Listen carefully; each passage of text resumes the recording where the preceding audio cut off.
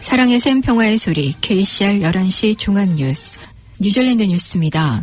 어제 매건 우주 주택부 장관은 오늘 새벽부터 해외에서 입국하는 사람들에 대한 격리 비용을 부과한다고 밝혔습니다.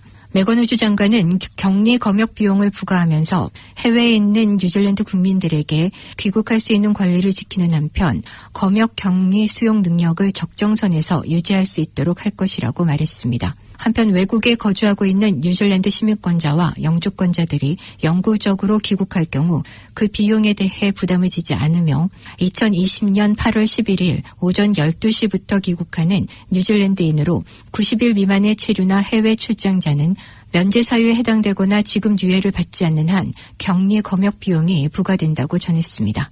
14일간의 검역 격리시설 사용료는 방을 혼자 사용하는 성인 1명이 $3,100, 이 방을 같이 쓰는 성인에게는 $950, 그리고 어린이에게는 $475가 각각 부과됩니다. 뉴질랜드는 지난 일요일 오후 감염이 없는 100일을 기록했습니다. 이는 뉴질랜드의 중요한 단계라며 정부의 코비드19 대응에 중요한 수치라고 애슐리 블룸필드 보건국장은 강조했습니다. 또한 보건국장은 호주 빅토리아주에서 레벨 4 록다운이 실시된 지 일주일 만에 나온 결과이므로 이에 안주할 수 없다며 경각심을 일깨웠습니다. 한편 일요일 발표 후 국제 매체들은 코비드19 대응 성공에 제신다 아던 총리와 정부를 치하하고 있습니다. 가디언지는 코비드19 대응에 비난받고 있는 미국과 비교하면서 뉴질랜드를 세계에서 가장 안전한 나라라고 표현했습니다. 그러면서 지역 감염의 재발에 대해 만약이 아니라 발생할 때를 대비해야 한다는 지난주 블룸필드 보건국장의 말처럼 보건부는 현재 수치에 안주하지 않아야 한다고 경고했습니다. 총선까지 6주가 남았습니다. 노동당 정부는 9월 19일 총선 이후 재집권할 경우 코로나 사태로 일어난 외채 상환 계획에 대한 언급을 피하고 있습니다. 어제 있었던 기자회견에서도 당 정책이든 개인 의견이든 발표할 단계가 아니라고만 전했습니다. 아던 총리는 얼마 전 양도소득세를 포함해 더 이상 세제 변화가 없는 것으로 밝힌 바 있으며 어제 한 라디오 대담에서 노동당 집권 후 외채가 많이 줄어들었지만 여전히 외채 관리가 매우 중요한 관리 포인트라고 말했습니다.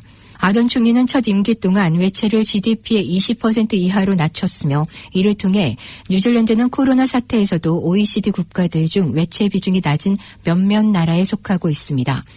아던 총리는 $140억 만일의 사태에 대비해 비축하고 있지만 필요하지 않게 되면 곧바로 상환할 계획이라고 말했습니다. 한편 국민당에서는 집권 후 세금 인상을 하지 않을 방침으로 전해졌으며 주디스 콜린스 당수는 지난주 오클랜드 지역 유류세를 인하할 것이라고 밝힌 바 있습니다. 코로나 사태로 인해 경제적으로 어려움을 겪고 있는 가정의 수가 늘어나면서 이번 겨울 동안 식품 꾸러미에 대한 수요가 예상외로 상당히 증가하고 있습니다. 오클랜드 시티 미션은 지난 3월부터 6월 사이 식품 꾸러미에 대한 수요가 175%나 늘어났으며 식품 꾸러미를 만드는 식품 조달이 점점 더 어려운 상황이 되고 있다고 전했습니다.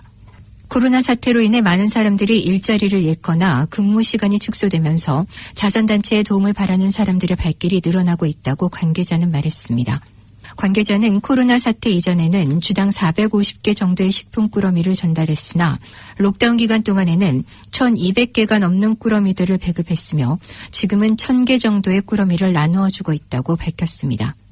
식품 꾸러미 한 개는 4인 가족이 4일 정도를 먹을 수 있는 식품을 담고 있지만 늘어난 수요로 인해 식품 조달이 쉽지 않고 있으며 또 그 비용도 늘어나면서 도움을 바라고 있습니다.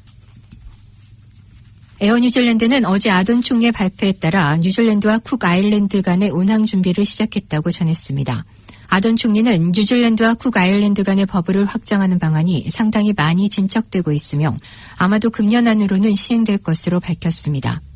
이에 따라 에어 뉴질랜드는 주중 운항 편수와 오클랜드를 비롯해 웰링턴과 크라이스처치에서 출발하는 것도 검토하는 중인 것으로 전해졌습니다.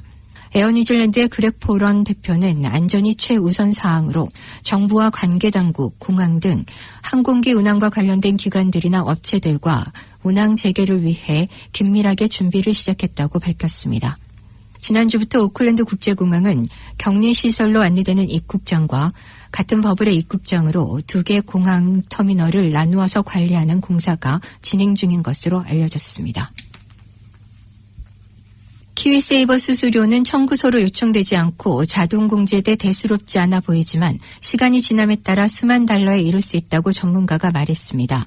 키위세이버 수수료는 1년 정액으로 지불되는 회원 수수료가 있고 키위세이버 잔액에 따라 키위세이버 고객 투자금을 대신 투자하는 펀드 매니저에게 지불되는 관리 수수료가 있습니다.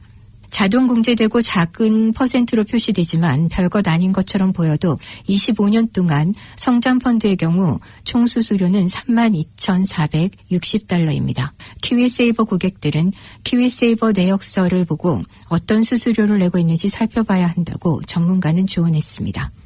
오늘의 환율 정보입니다. 뉴질랜드 달러화 대비 원화 기준 환율은 781원 55전, 한국에서 보낼 때 789원 36전, 한국에서 받을 때 773원 74전입니다.